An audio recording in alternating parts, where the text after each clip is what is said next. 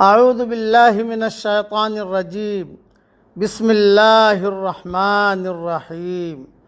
سورہ روم کی چند آیتیں پڑھ رہا ہوں، آیت نمبر 15 سے لے کر آیت نمبر 19 تک۔ فَأَمَّا الَّذِينَ آمَنُوا وَعَمِلُوا الصَّالِحَاتِ فَهُمْ فِي رَوْضَةٍ يُحْبَرُونَ، پس جو ایمان لائے اور جنہوں نے نیک عمل کیے وہ ایک باغ میں مسرور ہوں گے۔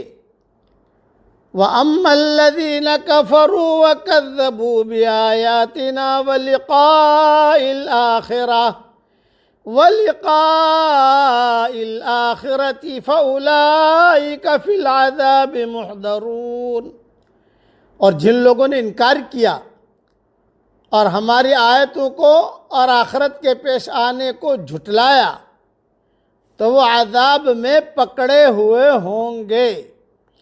فَسُبْحَانَ اللَّهِ حِينَ تُمْسُونَ وَحِينَ تُصْبِحُونَ، پس تم پاک اللہ کی یاد کرو جب تم شام کرتے ہو اور جب تم صبح کرتے ہو۔ وَلَهُ الْحَمْدُ فِي السَّمَاوَاتِ وَالْأَرْضِ وَعَشِيًّا وَحِينَ تُظْهِرُونَ، اور آسمانوں اور زمین میں اسی کے لیے حمد ہے، اور شام کے پہر میں اور جب تم ظہر کرتے ہو۔ یخرج الحی من المیت ویخرج المیت من الحی ویحیی الارض بعد موتها وکذالک تخرجون، وہ زندہ کو مردے سے نکالتا ہے اور مردے کو زندہ سے نکالتا ہے، اور وہ زمین کو اس کے مردہ ہو جانے کے بعد زندہ کرتا ہے، اور اسی طرح تم لوگ نکالے جاؤ گے۔ تشریح سن لیجئے اس کی۔ قیامت کے روز انسانوں کی دو تقسیمیں ہو جائیں گی، ایک خدا کی حمد و تسبیح بیان کرنے والے لوگ، دوسرے حمد و تسبیح سے خالی لوگ۔ خدا کی حمد و تسبیح کرنے والے لوگ وہ ہیں جو خدا کو اس طرح پائیں کہ وہ ان کی یادوں میں سما جائے، وہ ان کے دماغ کی سوچ اور ان کی زبان کا تذکرہ بن جائے۔ اسی حمد و تسبیح کی ایک متعین صورت کا نام 5 وقت کی نماز ہے۔ آیت میں صبح کی تسبیح سے مراد فجر کی نماز ہے، شام کی تسبیح سے مراد مغرب اور عشاء کی نمازیں شامل ہیں، دوپہر ڈھلنے کے بعد کی تسبیح سے مراد ظہر کی نماز ہے، اور دن کے پچھلے وقت کی تسبیح سے مراد عصر کی نماز ہے۔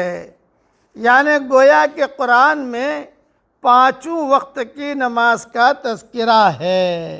فتح القدیر میں یہ مضمون لکھا ہوا ہے۔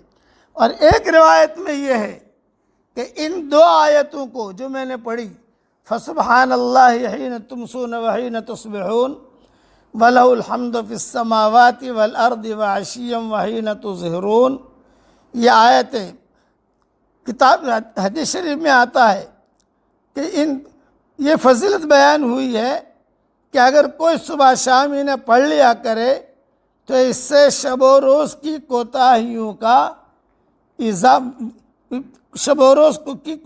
کا ازالہ ہو جاتا ہے۔ میں نے میری کتاب مومن کے ہتھیار میں صبح شام کی دعاؤں میں یہ دونوں آیتیں میں نے لکھ دی ہے، اور اس کی فضیلت بھی میں نے لکھ دی ہے۔ روزانہ مومن کا ہتھیار پڑھنے کی آپ کوشش کریں تو انشاءاللہ یہ ساری حدیثیں اس میں ملے گی، اور پابندی بھی ہو جائے گی۔ صبح شام اگر دو آیت آدمی پڑھ لیا کرے تو اس دن جو بھی کوتاہیاں ہوئی ہیں اللہ تعالیٰ اس کا ازالہ کر دیتا ہے۔ یہ حدیث ابو داؤد میں ہے۔ اور یہ جو کہا یخرج الحی من المیت ویخرج المیت من الحی، کہ زندے کو مردے سے نکالتا ہے، مردے کو زندے سے نکالتا ہے، کیا مطلب؟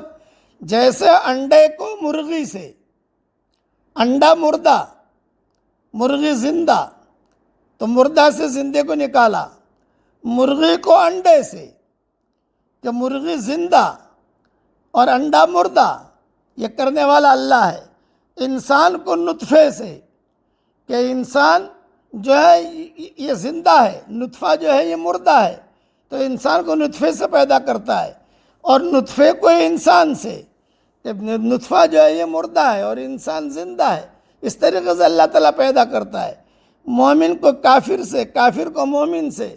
بعض مرتبہ باپ بہت بڑا اللہ والا ہوتا ہے اور بیٹا جو ہے بہت بڑا نافرمان ہوتا ہے، اور بعض مرتبہ باپ جو ہے بہت بڑا نافرمان اور بیٹا بہت بڑا اللہ والا ہوتا ہے۔ اس طریقے سے اللہ تعالیٰ نظام چلاتا ہے۔ اس لیے اس کی تشریح میں نے تھوڑی سی کر دی، باقی تفصیل انشاءاللہ ریاض التفسیر میں دیکھ لینا۔ اس لیے صبح شام تسبیح بیان کرنی چاہیے اور نمازوں کا اہتمام کرتے رہنا چاہیے۔ اللہ تعالیٰ ہم سب کو اور ہماری قیامت تک آنے والی نسلوں کو نیک اور دیندار بنائے، آمین۔ وآخر دعوانا ان الحمد للہ رب العالمین۔